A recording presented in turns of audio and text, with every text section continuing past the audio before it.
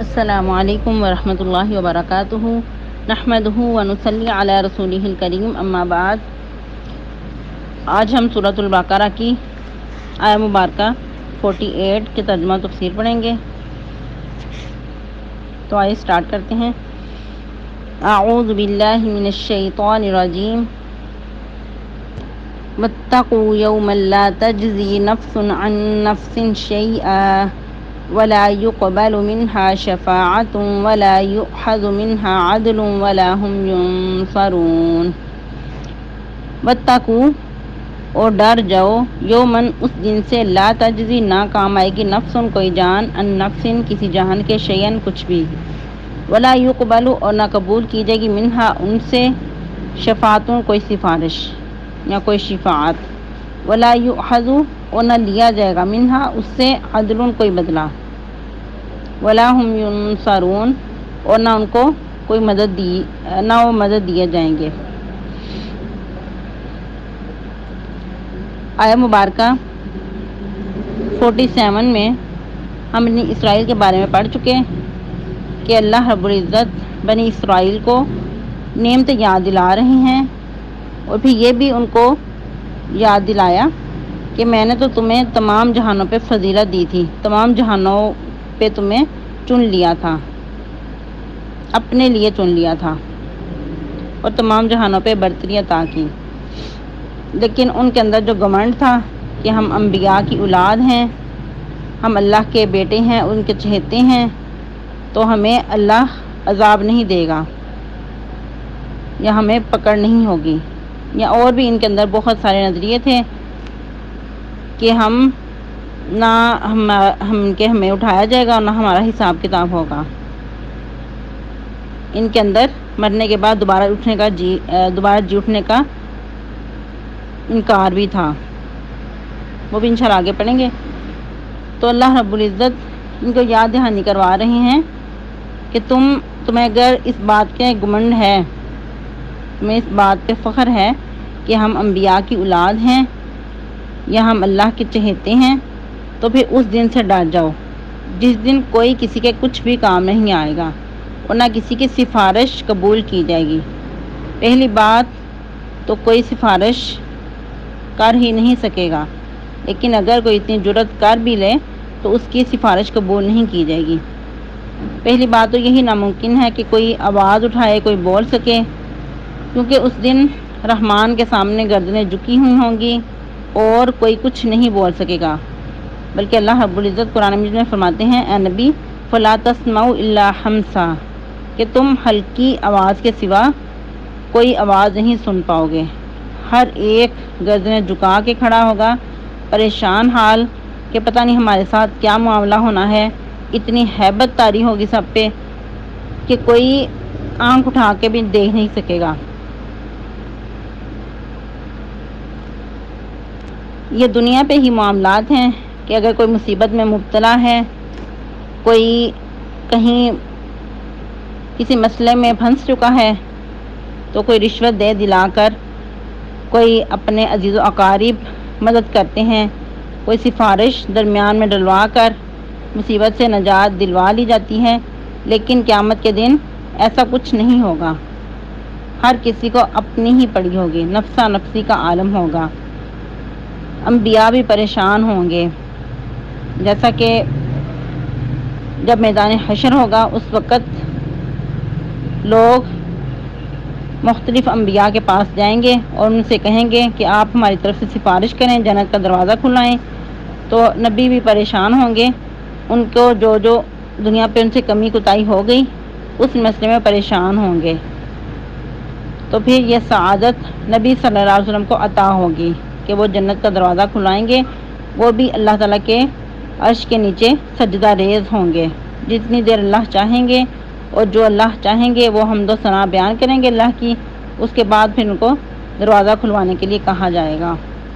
تو یہ جو سفارش ہے، یہ جو معاملے ہیں ایک دوسرے سے بدلہ لے لینا، یہ سارے دنیا پہ ہیں، قیامت کے دن ایسا کچھ نہیں ہوگا، کوئی رشوت کام نہیں آئے گی، کوئی کسی کی سفارش کام نہیں آئے گی، یہاں تک کہ ایک ماں جو اپنے بچے کے بارے میں اتنی حساس ہوتی ہے، باپ سے بڑھ کر ماں اپنے بچے کے ساتھ محبت کرنے والی ہوتی ہے، وہ ماں ہی قیامت کے دن کہے گی کہ میرا بچہ مجھ سے لے لو اور مجھے چھڑا لو، میں بچ جاؤں۔ اسی طرح بچہ ماں کے بارے میں کہے گا۔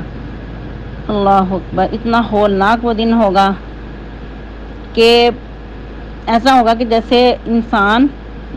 نشے میں مبتلا ہیں، جیسے انسان نشے میں مبتلا ہو کر انسان اپنے ہوش و خواص کھو دیتا ہے، کوئی انسان کو سمجھ نہیں آتی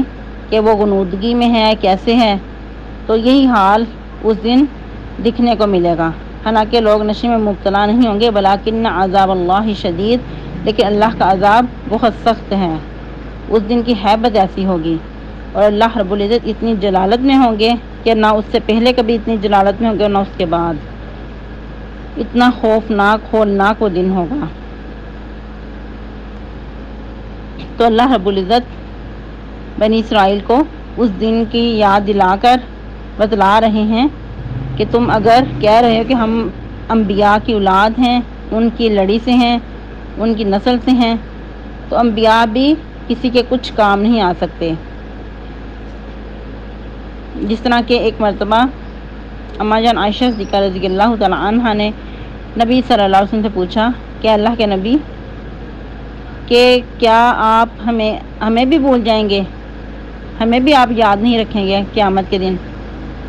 یوم عظیم؟ تو آپ نے فرمایا کہ عائشہ وہ دن ہی ایسا خوفناک، ایسا ہولناک ہوگا کہ کوئی کسی کو یاد نہیں رکھے گا۔ 3 موقع ایسے ہوں گے کہ میں بھی تمہیں یاد نہیں رکھوں گا۔ پل صراط کے وقت، میزان کے وقت، جب نامہ اعمال پکڑایا جا رہا ہوگا اس وقت، اور بلکہ یہاں تک کہ ایک حدیث میں آتا ہے کہ انبیاء جو ہیں وہ بھی ربی سلم ربی سلم کہہ رہے ہوں گے، کہ اپنی جان کی سلامتی مانگ رہے ہوں گے۔ جو انبیاء اللہ کے محبوب، اللہ کے برگزیدہ ہوتے ہیں، وہ بھی اس دن اتنے پریشان حال ہوں گے۔ تو پھر یہ لوگ کیسے کہہ رہے ہیں کہ ہم تو پیغمبروں کی اولاد ہیں، ان کی لڑی سے ہیں، تو ہم تو بہت ساری ہمیں نعمتوں سے نوازا گیا، کہیں یا خود کو اللہ کے محب کہہ کے بچانا چاہ رہے ہیں کہ ہمیں تو کوئی عذاب نہیں آئے گا۔ تو اللہ تعالیٰ کہہ رہے ہیں کہ اس دن سے ڈر جاؤ، وہ دن اتنا ہولناک ہوگا کہ کوئی بھی کسی کے کام نہیں آئے گا، بلکہ انسان کہے گا کہ اللہ میری بیوی لے لے، میرا کنبہ قبیلہ لے لے، کہ جس کے بارے میں دنیا پہ اتنا حساس ہوتا ہے، دنیا پہ دوسروں کے حق مار کر اپنے بیوی بچوں کی فکر میں لگا رہتا ہے، ان کو حلال حرام کی بھی پرواہ نہیں کرتا، بلکہ ان کو بس اچھے سے اچھا کھلانے کی فکر میں رہتا ہے، وہی کل قیامت کو کام نہیں آئیں گے۔ جیسا کہ اللہ رب العزت سورہ لقمان آیہ مبارکہ 33 میں فرماتے ہیں، یا ایھا الناس اتقوا ربکم واخشوا یوما لا یجزی والد عن ولدہ ولا مولود هو جاز عن والدہ شیئا ان وعد اللہ حق فلا تغرنکم الحیاۃ الدنیا ولا یغرنکم باللہ الغرور۔ کیا اللہ فرماتے ہیں، اے لوگو ڈر جاؤ اپنے رب سے اور ڈر جاؤ اس دن سے۔ پہلے ادھر اللہ تعالیٰ اپنے آپ کی پہچان کروا رہے ہیں کہ اللہ سے ڈر جاؤ، اور پھر اس دن کی حیثیت کا احساس دلا رہے ہیں کہ جس دن نہ بیٹا اپنے باپ کے کچھ کام آئے گا۔ دنیا پہ کیا ہوتا ہے کہ انسان، بچہ جب چھوٹا ہوتا ہے تو باپ کو یہ ہوتا ہے کہ بڑا ہو کر میرے بڑھاپے کا سہارا بنے گا، آج اگر مشقتوں میں اس کو میں پال رہا ہوں، بڑا کر رہا ہوں، تو کل کو یہ میرے کام آئے گا، میرے بڑھاپے کا سہارا بنے گا۔ لیکن اس دن کیا ہے کہ جس کے پیچھے ساری زندگی گزار دی، ہڈیاں بوسیدہ کر دیں، وہی بیٹا کچھ کام نہیں آئے گا۔ ولا مولود ہوا جاز عن والدہ شیئا، اور نہ بیٹا اپنے باپ کا ذرا بھی کوئی فائدہ دے گا۔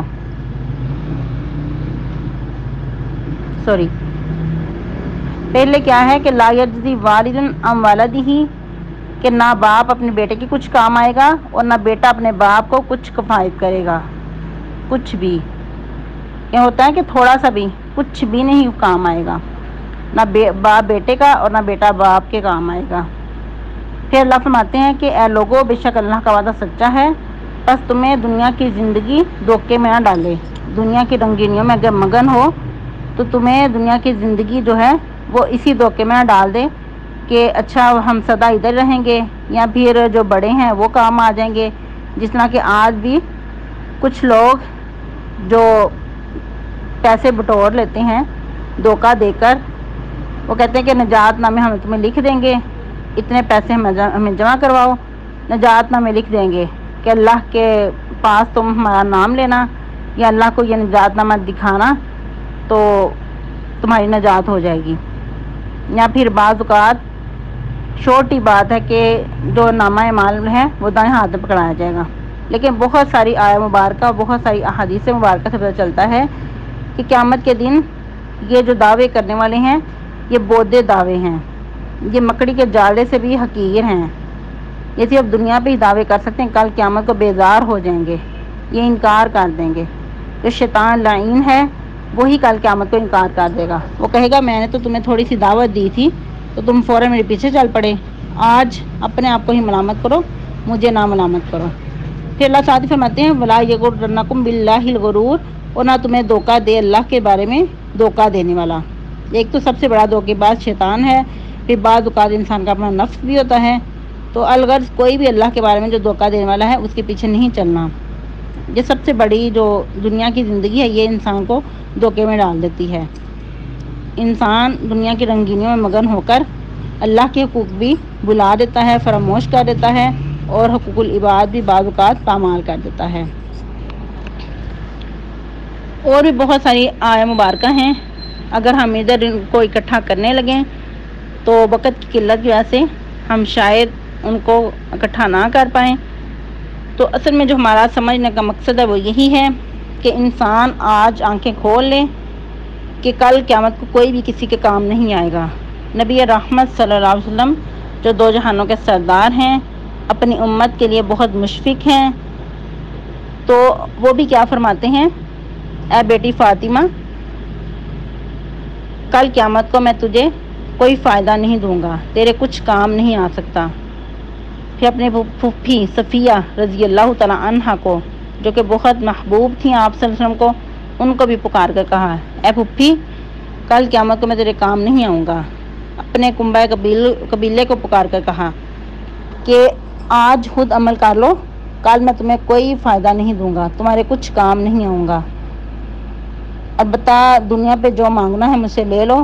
وہ دنیا کی حد تک ہے، لیکن آخرت میں تمہارے کچھ بھی کام نہیں آ سکتا۔ اپنے اعمال کے ہی بوتے پہ کرنا ہے جو بھی نجات ہوگی، ورنہ کوئی کسی کے کام نہیں آئے گا۔ لیکن ایک بات کہ ادھر اور وضاحت کر دوں، جیسا کہ ہم نے پڑھا کہ کوئی سفارش کام نہیں آئے گی، کسی سے کوئی فدیہ نہیں لیا جائے گا، کوئی کسی سے بدلہ نہیں لیا جائے گا کہ چلو اس کے بدلے میں اس کو دے دو تو اس کی جان بچ جائے، نہیں، ایسا نہیں ہو سکتا۔ دنیا پہ تو یہ چیزیں ہوتی ہیں کہ کوئی کمزور ہے تو طاقتور کے بدلے میں کمزور کو مار دیا جاتا ہے، یا اس کے بدلے میں اس کو کچھ نہ کچھ بدلہ دلا دیا جاتا ہے۔ تو یہ سب دنیا کی حد تک ہیں، آخرت میں قیامت کے دن اللہ تعالیٰ ذرہ برابر بھی کسی کی حق تلفی نہیں کریں گے۔ البتہ تھوڑی سی ادھر وضاحت کر دوں شفاعت کے بارے میں۔ شفاعت کا بالکل انکار نہیں ہے۔ اللہ رب العزت جس کے لیے اور جس کے بارے میں چاہیں گے، جتنی چاہیں گے سفارش کا اللہ تعالیٰ حق دیں گے، لیکن جس کے لیے چاہیں گے اس کے حق میں ہی سفارش کریں گے، اور جس کو اجازت دی جائے گی وہی سفارش کر سکے گا۔ جس طرح کہ اللہ رب العزت قرآن مجید میں فرماتے ہیں وَلَا يَشْفَعُونَ عِندَهُ إِلَّا لِمَنِ ارْتَضَىٰ، کہ سفارش نہیں کر سکیں گے مگر جس کے لیے اللہ تعالیٰ پسند کریں گے اور جس کو پسند کریں گے۔ اور اگرچہ اللہ رب العزت امت محمدیہ کو بھی یہ اعزاز دیں گے کہ کچھ لوگوں کے حق میں وہ سفارش کریں گے تو سفارش قبول کی جائے گی، لیکن اوورآل کوئی کسی کے بارے میں کچھ نہیں کہے گا۔ جس کے لیے اللہ تعالیٰ چاہیں گے، جس کو اللہ تعالیٰ یہ اعزاز دیں گے وہی یہ کام کر سکے گا۔